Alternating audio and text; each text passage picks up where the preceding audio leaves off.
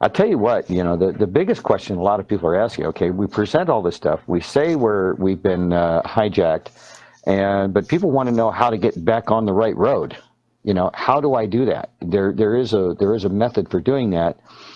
How do we get things back on the right road? That seems to be the biggest question. But, it's still very important to understand, how it all originated. So when you get back on the right road, if you know the history, you can stay on the right road.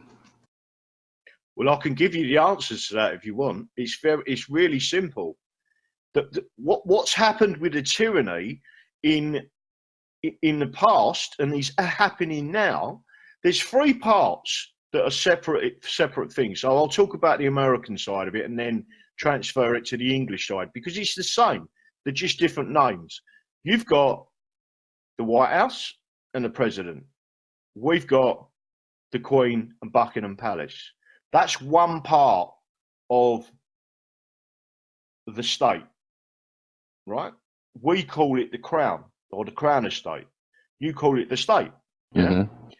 Then you've got the next part, which is the judiciary, which should be completely independent and only focuses on the Constitution, nothing else. That's the second part of the state. In this country, it's the Royal Courts of Justice, which should be completely independent from the Queen or the President in your country and Congress or Parliament. And then you have Parliament, which is the third part.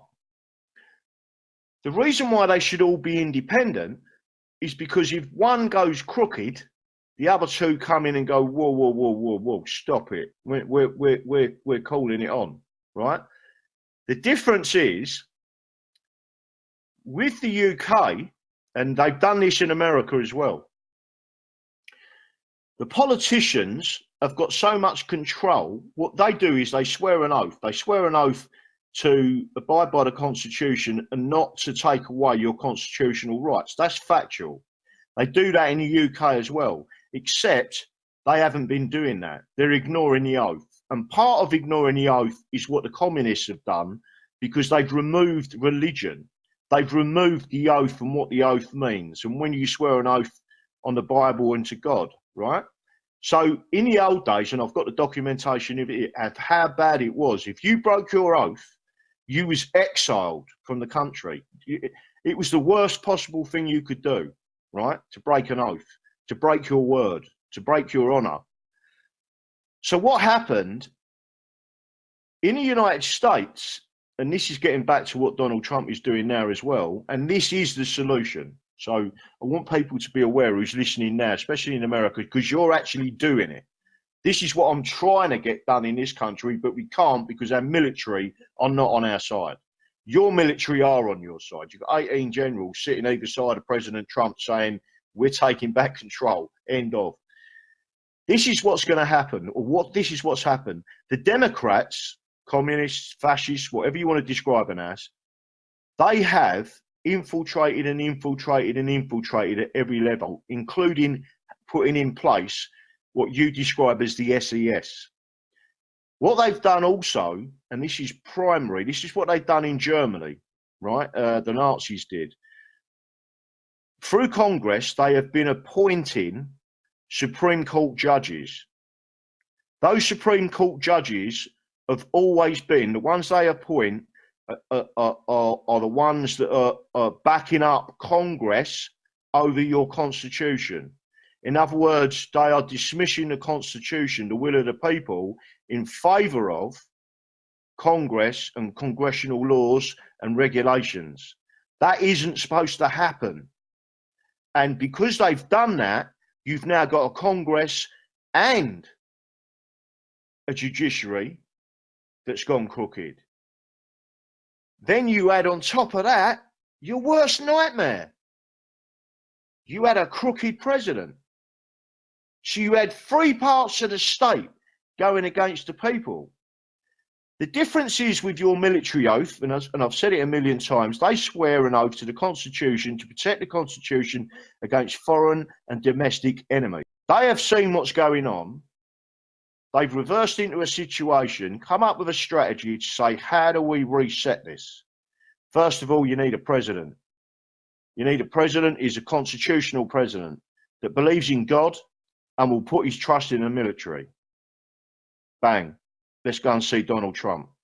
Donald Trump stood there and says, what's going on? They've explained it to him.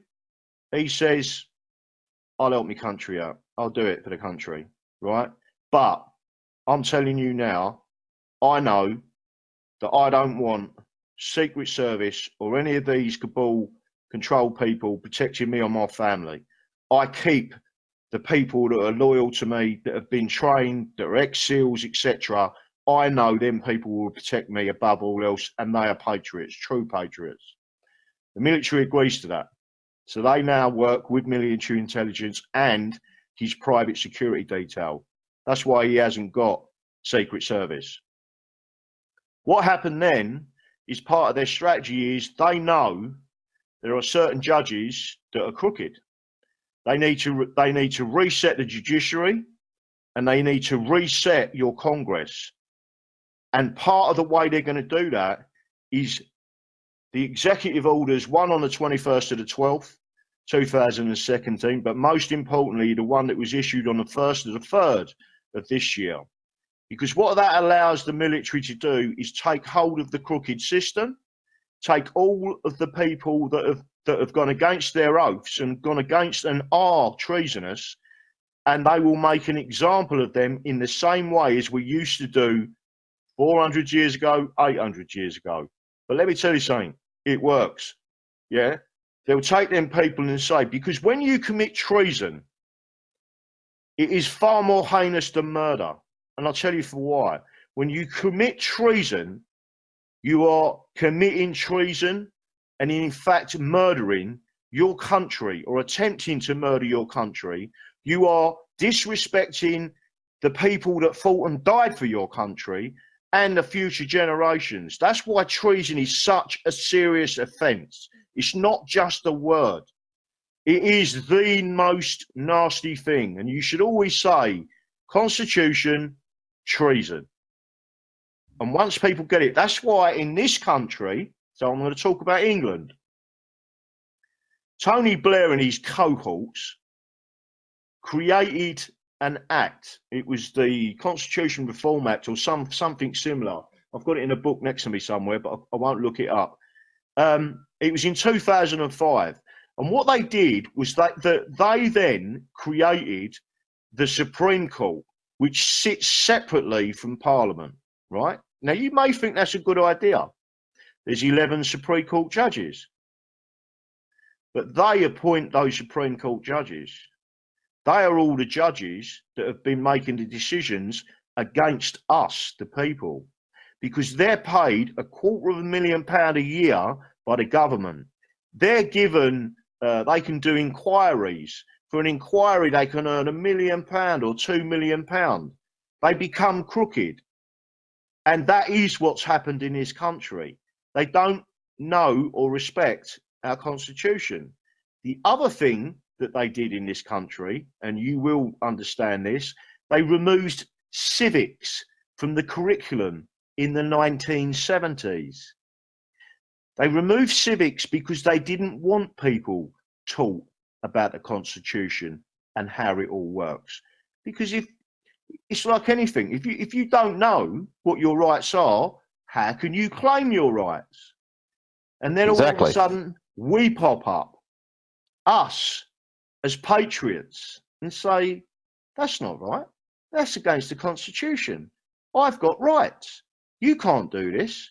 And again, referring back to when I got arrested outside Buckingham Palace, the Bill of Rights, 1688-89, clearly states that I have the right to petition my Queen, and that any prosecution or using commitments against me is illegal. That's exactly what it says.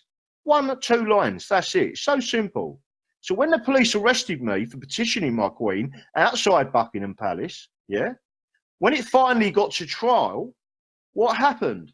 30 police officers, suddenly their cameras didn't work. 13 police officers suddenly didn't want to come and give evidence in court. And suddenly the Crown Prosecution Service stood up in front of the judge and said, Your Honour, we offer no evidence. But they've already committed the offence. The offence was to arrest me. The offence was to prosecute me. And the offence was to put handcuffs on me and to put me in the back of a van and drag me to a police station. And the only people that were applauding me outside that Buckingham Palace were American tourists saying, good on ya, stand up for your constitution. That's all I was doing. That is what is described as tyranny, when the system does that to you. And when it got to the Crown, when it got to the court, to the magistrate in front of a judge, not a jury, I stood up there and said, where's my jury? Where's my peers? And they said, no, you can't have a jury. I said, well, the Magna Carta says if you're going to convict me, I must have a jury. And then they said, this is going to be a 4-hour trial because you're getting quite technical. When I produced in front of the judge and in front of the Crown's barrister, the Bill of Rights 1689 in its entirety, which is only 3 pages, put it on the desk in front of me, and the Queen's coronation oath, put it in front of me, and then said to them, that's what gives me the right to petition my Queen. One of the barristers turned to me and said, what's that? I said, that's our constitution, that's the Bill of Rights. And he said, I've been doing this job for 22 years, I've never seen sight of that. How disgusting. And then what happens? Then you turn around to people and say, are you aware that the same people that remove civic studies from the curriculum to stop teaching your children what their rights are the same people that removed from the bar exams for lawyers all constitutional law?